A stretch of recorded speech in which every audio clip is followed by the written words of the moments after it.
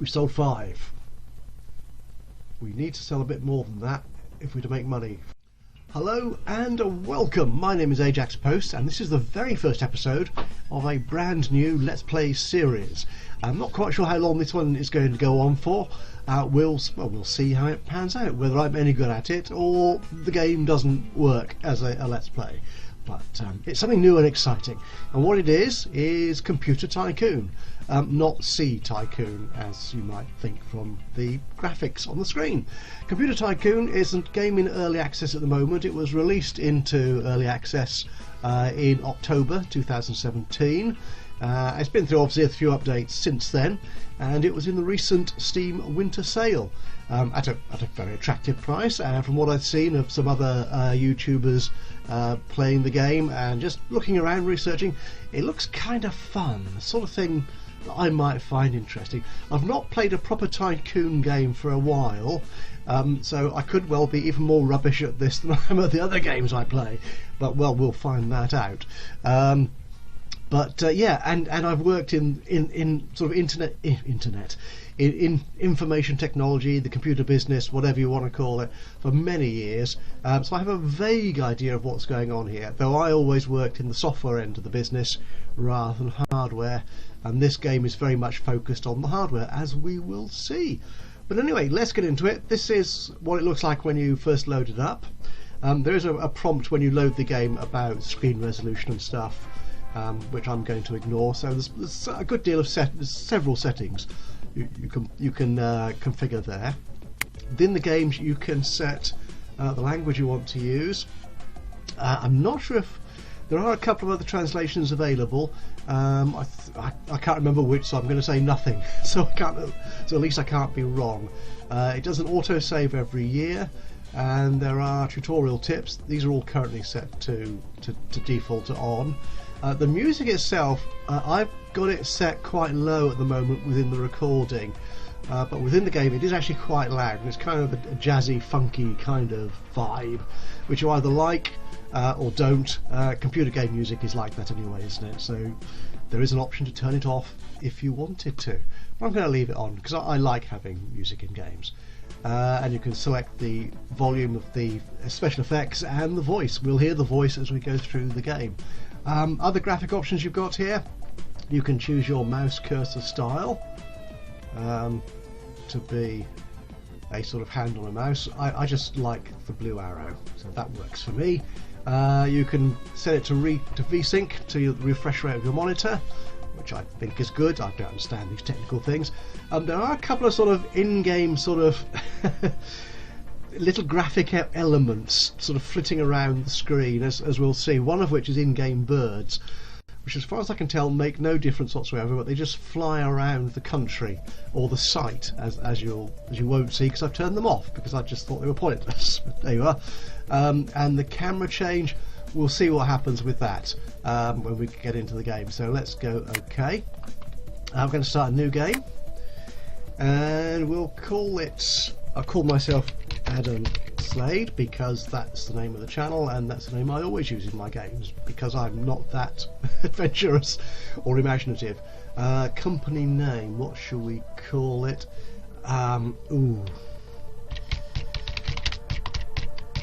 Ultimate TechTron.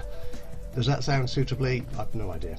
Okay, you can set bonuses. Again, I think this is probably to do with the sort of the thrust of your business, really, where you have the benefits of your own skills and talents as a tycoon. I'm going to go research. I played through a little bit of the game, and research is very important, as is logistics. In fact, they're all quite important. But research was the one thing I kind of struggled with a bit, so I'm going to get the bonus on that just to make sure it helps. Colour, I actually quite like green, so I'm going to go for a green colour.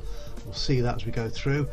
Again, because I'm not terribly good at many games, and it's been a while since I've played Tycoon, I'm going to play beginner, so at least I don't sort of go bankrupt within the first 2 episodes. So I apologise for sort of wimping out on that. You can't yet set random events or a random world. Those are to do with the sort of the layout of the geography and stuff. we'll see that as we go in. What you get at the moment is basically the planet Earth, with all the countries thereon, but the actual the setup of the world is different for every game. So you might play it with setting your first base up in, say, France, because it has certain characteristics, but for your next game you'll probably find that France has totally different characteristics, so you might want to start somewhere else, or stay in France and just make use of those different attributes. Okay, my avatar, the avatar as far as I can tell doesn't do much, but I'll look, which ones can we select?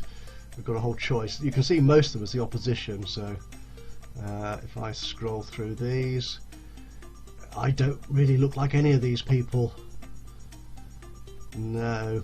Though there is, rather unfortunately, just the one female character as a potential avatar. That may well be true of the computer business back in the 1970s, but these days it rings slightly less true. Certainly in a modern game you'd expect to see more gender and racial and indeed whatever, all sorts of identities these days. It's a very diverse world we live in today, which is all to the good. So whether the game will actually reflect that in future, I don't know, but certainly for the 1970s I guess these were the characters that were running computer businesses. Rich white men, young white men generally as well, but there is some attempt, at least in the game, to mix it up with some different racial types and indeed some different size types and people who have facial hair. And there's one older guy. Again, because I'm a bit of a wuss, I'm going to just keep to 4 opponents, which sometimes is a bit like Civilization, in that the more opponents you have, the better chance there is perhaps of them wiping each other out, of them doing all the business that you would do to take precedence and overrule them all and overrun the world. And if you have fewer opponents, they have more space in which to grow and become more powerful and become more of a threat to you. So it's kind of a double-edged sword here. But rather than fighting with lots, I'm going to pick just the 4 opponents, and we can change the colour and the avatar for our opponents. We do need at least one female in there, I think, and her name, Francis. I don't know. What should we call her? And no, we're not going to call her that. And Mighty. Why ever not? Okay, so those are our avatars. That's all set up. I think I've got that right. So let's start the game. Now there's a bit of a loading screen. It doesn't take too long to load the game. Less than a minute that was, I think, which is fine. Now there is no built-in tutorial. There's lots of tool tips for most of the screens and options you might want to select. Again, being early accessed, some of them are a bit rough around the edges. It's a single developer game, a guy called Andris, in fact, as he says here in the introduction, Andris. He's not a native English speaker, so he has some partners and colleagues and users who are offering translation assistance to him for English and indeed other languages that the game will be released in. So there's a few rough edges in terms of language and grammar. Some of the tool tips are simply confusing or wrong. We'll see a few of those, I think, as we go through, but that's, I mean, the game's still in progress, and the key thing at this stage, I think, is to get the design of the game, the concept and the process of it right, so it's actually an engaging experience. Now on the Steam forums, the developer does say read the crash course, which is what this is. It takes you through into a very brief but actually quite concise and very useful introduction to the game techniques and the way the game works and some of the key concepts of it, which is very useful. So if you're new to the game, do read the crash course, do read through these screens. They will give you some useful insight into things to consider when you first set up your company. Now, I've read that at least once, so I'm not going to worry about that for now. Now the first thing you need to do is find a base for your company. So you're going to produce, you're going to research and design, you're going to produce and then sell your computers. And in the game, to start with, you'll probably need two sites. You'll need a site on which to produce the goods, the computers, and you'll need a site on which to research and develop. And why do you need two sites? Because, as the crash course says, you'll get your best bang for buck, and this is kind of a real world thing. You'll get the best bang per buck in manufacturing in poorer countries. But if you're looking for research and development, you probably want highly educated, richer countries. So the thing to do, I think, at the first, at the outset of the game, is to get two bases set up. One in a poorer country, one in a richer country, to split your production and your research and development teams. So let's look around. Well, the big countries cost a lot. The first click to do on a country is to buy access to that country. So it's buying rights into that market. So if I buy into Russia, that's going to cost me 525 million computer technology dollars, and my bank balance is currently at 30 million. I can't afford Russia, so I ain't going there. And that's because of the population, not because it's a rich country. If I click that, you'll see here it describes it, huge population, but it's poor. And the thing to notice here, which is quite useful, is the preferences for that market. So initially you'll want to sell into the countries where you're based, production or research and development, and ideally both countries would have the same preferences. If you click on the icon there, you can see what the legend for this graph is, for this pie chart. And you see in Russia, and this is mostly the case for poor countries, is ease of use. That's what they're after. So if you're looking to base your first site in Russia, you'll want to bring your second site to also have a preference for ease of use. Now the thing with that, of course, is that in richer countries, can I find a rich country? There must be one around here somewhere. Anywhere in Europe is rich? Good grief, no. Actually, if I turn on the wealth, the overlays, these are very handy. So if I turn on the wealth overlay, you can see if it's a deeper yellow colour, it's richer. Ah, there's a rich country, Ethiopia. Now there's a turn up for the books. Now in a richer country, the preference will tend to be for features and performance. They understand how things work. What they wanted to do is more. So again, it kind of fits with the way the real world works. Ethiopia, that's quite expensive at $9 million. What I want is a smallish population country, not too small because I do need to sell units. So Iraq that's only 2.5 million, and that's looking for prestige. Is there a rich country close by? I think it's the other thing I didn't discover until I was halfway through my first test game is you can use the mouse to zoom in on the map and drag it around. There's no edge scrolling on here, so you can find these smaller countries. So there's Israel, and there's Lebanon, and you've got the two halves of Cyprus still, the Turkish and the Greek halves. Now I just need to find a base. So, right, I'm going to slightly pause the recording here. I'll just jump ahead to where I picked my two countries, because this takes me a lot of thinking about, I'm afraid. So to save you having to watch me go through every country on the map, I'll fast forward a little bit. I'll be back with you in just a quick tick of a video effect. Okay, well it looks like I think I've picked where I want to start my operations, and for this game it's going to be in South America.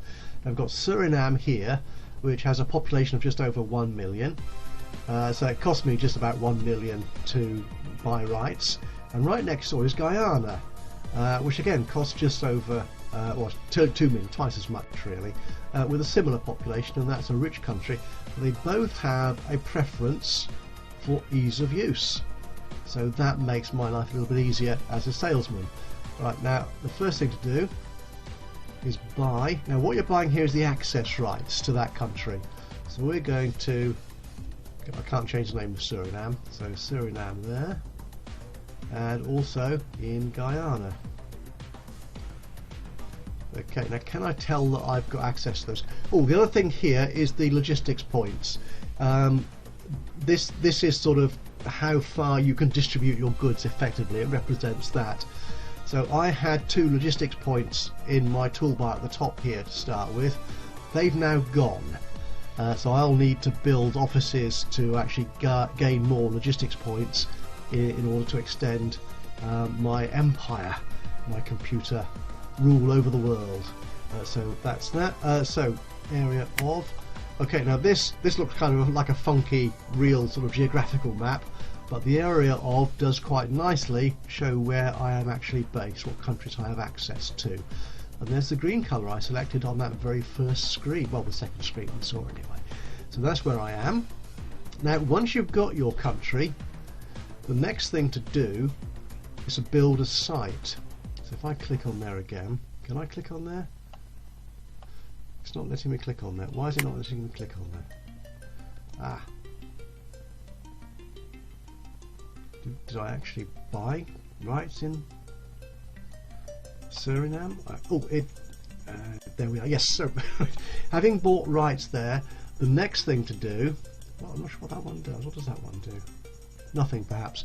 Is to actually open up a site, and that costs you more money again. So this is going to cost me an upfront $1 million, but cost on a monthly basis $2,500. I should be okay for that if I make enough product. And this is the building site. So this is the full view of the layout. Now Guyana is my rich country, and what I need to build is my laboratory here, because as you can see here I get a 10% discount on that for building it in a wealthy country, a rich country, whereas a factory in a rich country costs me 25% more than normal, because rich country expects people to be paid high wages. Again, it kind of represents the real world kind of thing there. So here I will build a laboratory. It's going to cost me 100,000, and there's an upkeep of that of 2,000, and I require nothing else to build it, so it's my first building. And I will also want to build an office. Now the office here is useful because it adds in additional bonuses. So as you can see here, when you're building or maintenance cost calculations are done, you get a bonus depending on the office you've got or the level of office you've got there. So we will build an office. That's only 10,000, will only cost 1,000 to build.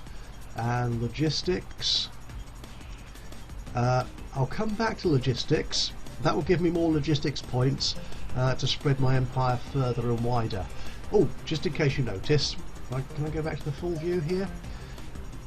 You don't see them as clearly there. Which one was it? It was the office. Out there, and they've gone now. Which one was it? There's the one on the edge. Right, you've got some little boats here out in the harbour of your logistics, of your building site. The birds that I turned off are just sort of black dots that sort of fly around the screen like birds might do. As I said, I can see no purpose for them, so I've not enabled them. Okay, so let's go back out to the world map, and in Suriname, which is a poor country, I need to build another site there. Now this cost me quite a lot. I have a suspicion that the cost is actually based upon how many sites you've got. I might be entirely wrong on that, but I've noticed costs going up unexpectedly in some places, but I'm going to have to pay that because I need a factory to build my good stuff. So here, in a poor country, if I build a factory, I get a 50% bonus on the maintenance costs per month. So it costs 50% less than I would if I bought it in an average wealth country. So again, it's a fairly hefty price, 1,000, but I need that, so that comes up. And I will want an office in here as well, so we'll upgrade that. Now the others we'll build as we need them. Okay, now one of the cute things here, if I go back to the full view menu, so that's the site. Now I turn the game on. Notice we start here in 1974, and for some bizarre reason the dates are backwards. They're month, day, year, which is not how we do them in England. I would like an option to change that if that's at all possible.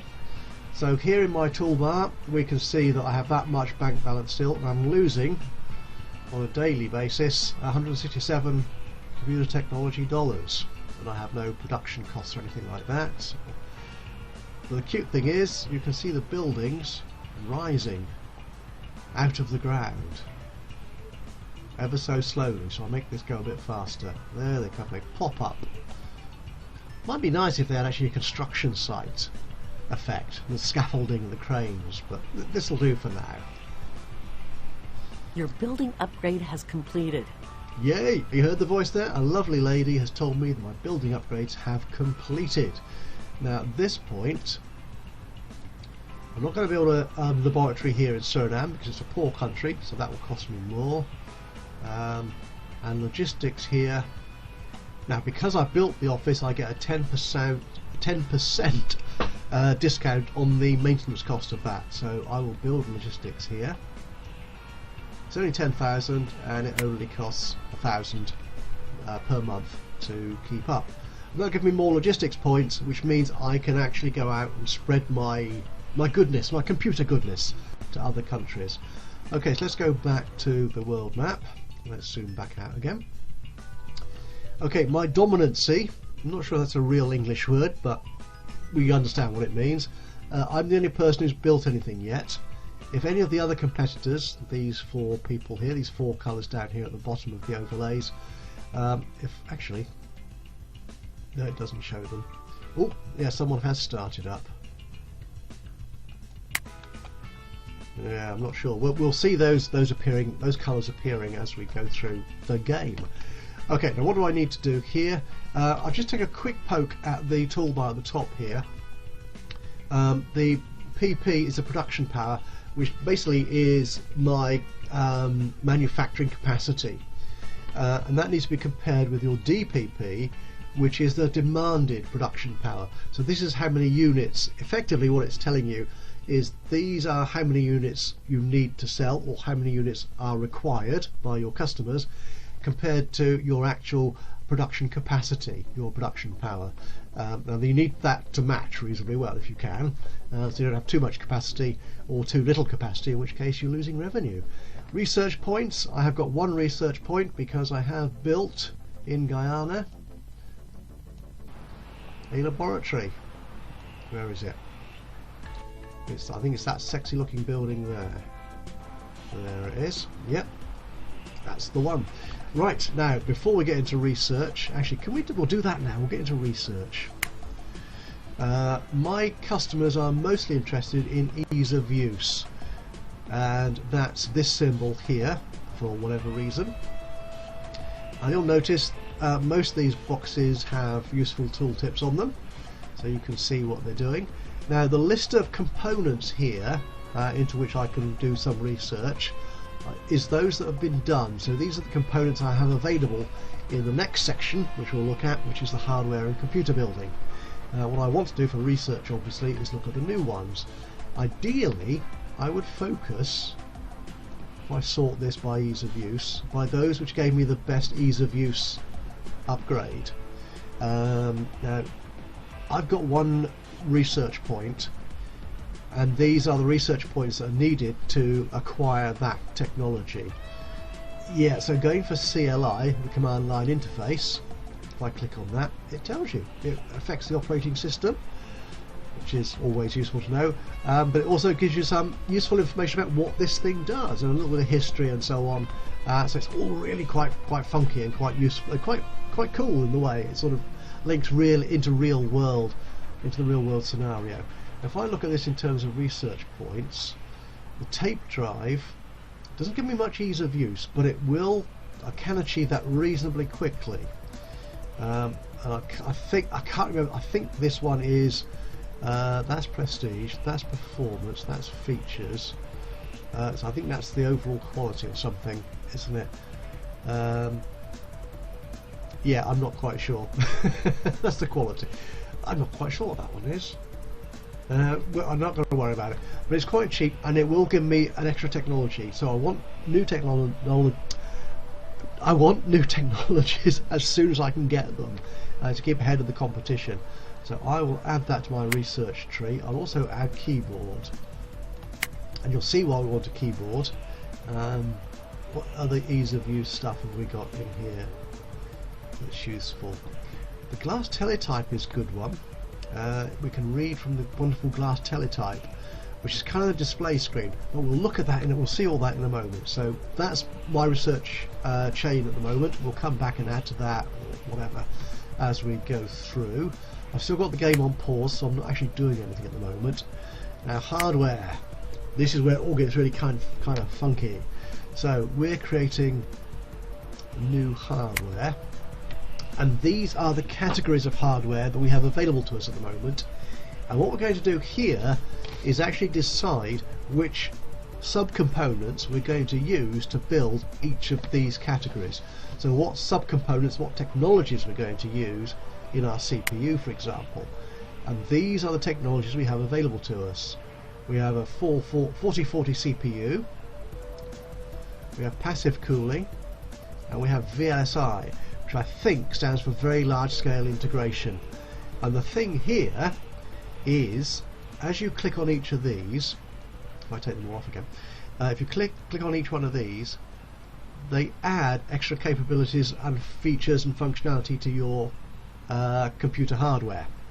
And the thing here, if you look at the PP price, the production power price of 272.55, just using the 4040 with passive cooling, if I add VLSI, it goes down.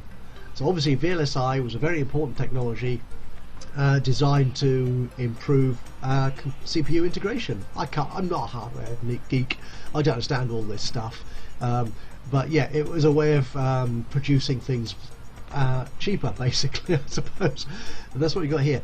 And one key thing here is the performance. How does this compare to what your opponents currently can supply? We want to be as green as we can in that area. We can turbocharge our CPU, for example. That will increase things like performance or whatever, but you will get a kind of exponential increase in pricing of that. So if we leave it at 0, that's 266, taking up 1%, it's 268. Again, how much that impacts on the price will vary from technology to technology. I always like to go about 1% above the norm if I can, and 268, that's a fine, and performance finally of 7. So let's create, that's my CPU I'm going to use. I'm going to use the default numbering for the moment, and let's add a new one. It's going to be our motherboard. Again, we'll do the same thing, we'll take all these technologies to bring that up. Again, the VLSI brings the price down. Now here we're not doing very well in terms of comparison to our opponents. I'm not quite sure why our opponents have better features and quality on that. So if we take the features up, yeah, let's increase that. And hopefully at least our rich customers can afford this computer when we finally build it. That's motherboard number 1, our first iteration of that technology. There is no removable media at the moment. We have to research tape drives first before we get any of that. The power supply with passive cooling, again low quality. I'm not quite sure why. Even if we take that right up as far as we can, we're not really going to improve our comparison figure against our opponents. So we'll leave that as it comes. And our next hardware component is the memory. DIP, I can't remember what that stands for. Passive cooling, that's good. Oh, we've got nice green performance icon there. That's our memory. Only a couple more of these to do. Storage, Winchester technology. Wow. Can we improve the performance of that a little bit? There we go. That will do nicely. And the display. Do you remember the good old days back in 1974 when I was but a lad? We didn't even have green screens. or even orange screens to look at. Everything was blinking lights and flip switches. So this is all the display we're going to get on a very first computer design. That's blinking indicator lights. We will actually put those on. And features, we'll add a little bit to that.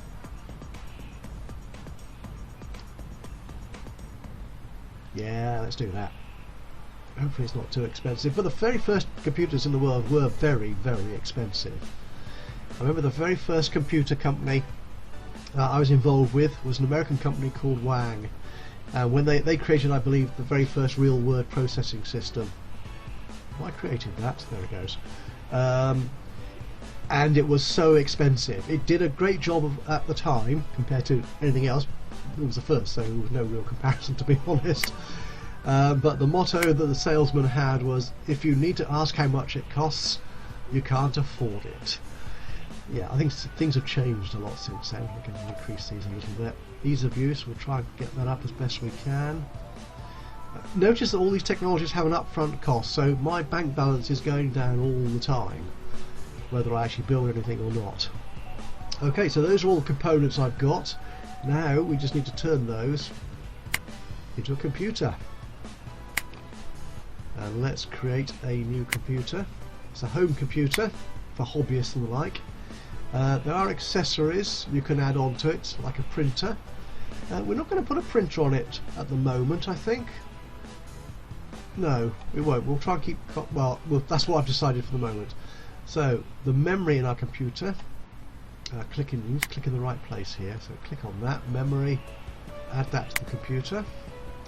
Which CPU we're going to use? We've only got the one, so we'll add this. Removable media, there is none. There's no separate GPU, graphics processing unit, or video card.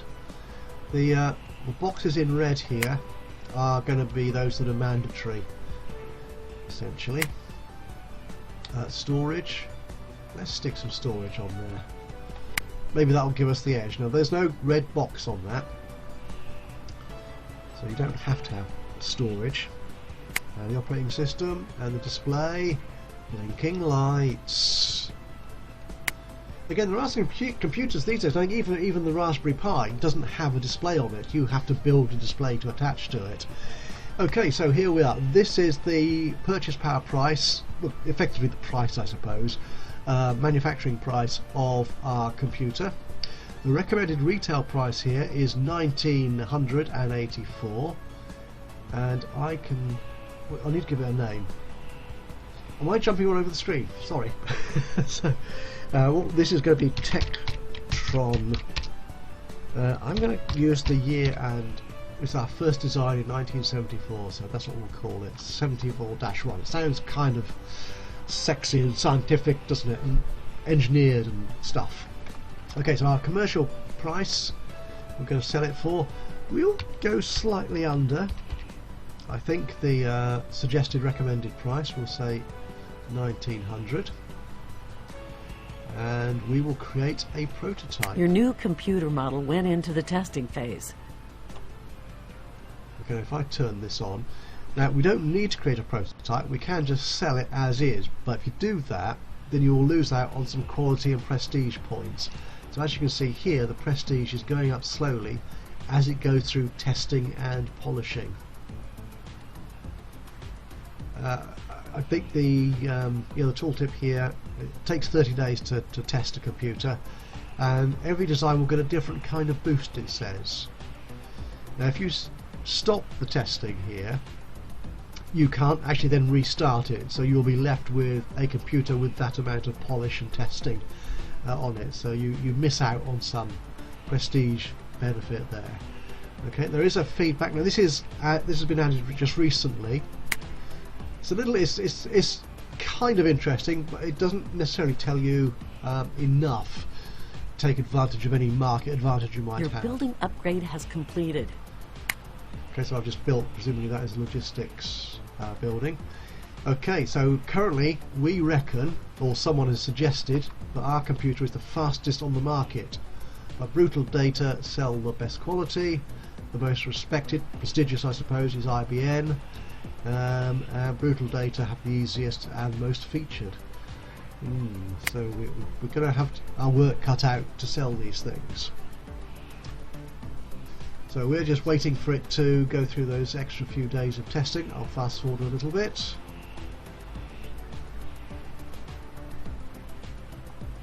"26. If I come out of here, she will tell me when that's done, I hope.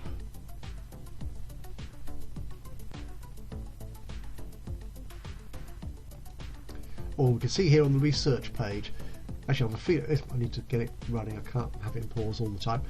So here we see the research on our tape drive is slowly incrementing day by day.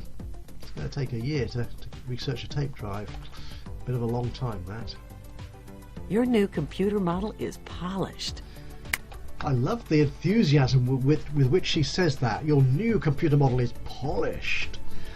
It's perfect then in that case. So if we go to our computer screen here, we have so far sold none. Oh, because I haven't put it to market yet. So if we go into the computer, market it. We've sold 5. We need to sell a bit more than that if we're to make money. If we look at our top toolbar here, daily income, we're hit 1,000 profit on that day. Excellent. And we can see here the distinction. If I just close that out of the way, the top here we've got our production demanded is 7,000, nearly 8,000. Our production capacity is 15,000. So the first kind of upgrades you want to do on your buildings are going to be, click sites, let's go into Suriname. We might want to increase our factory level here.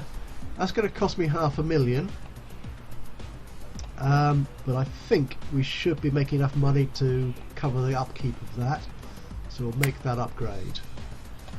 And in Guyana, I could do with more research points, because it's taking us a long time to research that tape drive. So I'm going to increase this.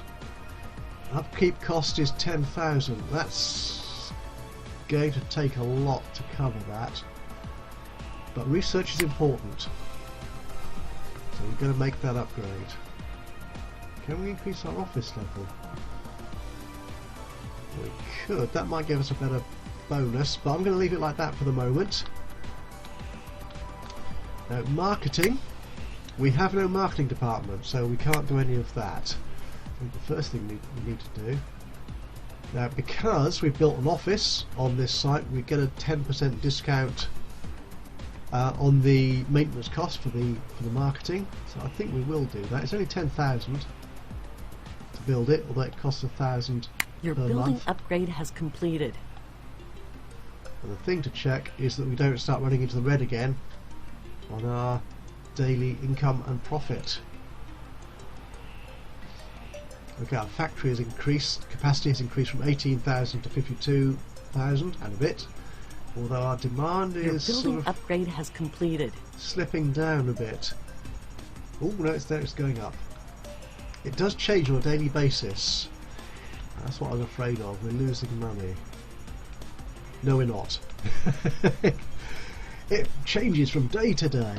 Now, one thing you can do, I'll go back to the computer screen here again, is we could reduce the price, which is a well-known technique for increasing the sales revenue. If I make it $18.99,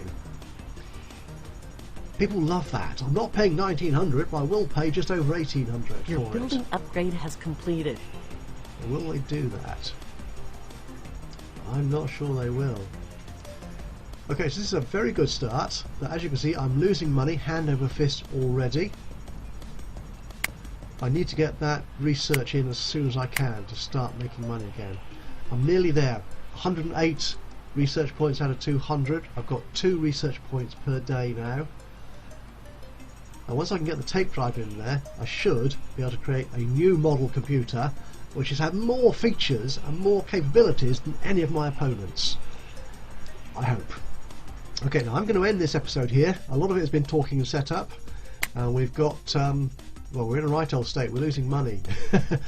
But here, as you can see on the dominancy overlay, you can see where our competitors have been set up and where they're working from. So we've got this end of the world, and they're all the way over there.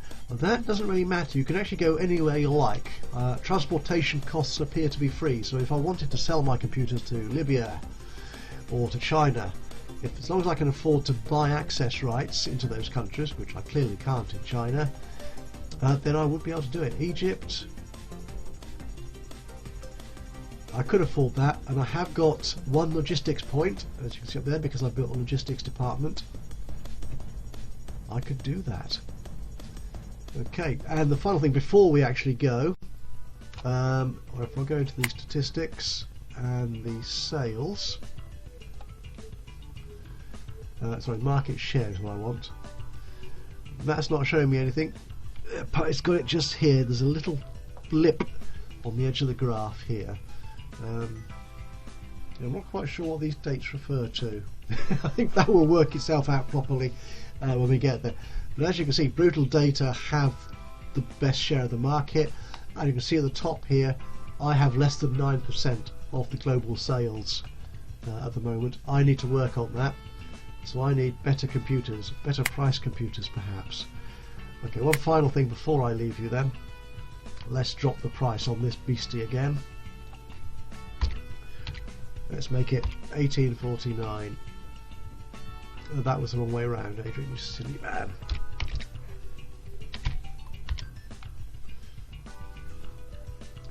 Now, will that improve sales figures at all? You can see here it's going up, and my percentage of the market is 8.76. Is it going to increase at all? No, it's going down again. Right, we have some work to do. We need to find a strategy where I can sell more computers, make more money, and take the share, my proper share, my rightful share of the world's computer market. Anyway, thank you very much for watching this episode of Computer Tycoon Let's Play. Hope you've enjoyed it. If you have, do leave us a like. If you have an interest in me continuing this Let's Play series, or any ideas or thoughts about the game at all, then please do leave a note in the comments box below. And of course, if you've not done so already, please do subscribe to the channel, in which case you should be able to learn quite quickly and easily when I upload another one of these or any of my other Let's Play series. But from me, Ajaxpost, here in the cutthroat world of Computer Tycoon, until the next time, bye bye for now.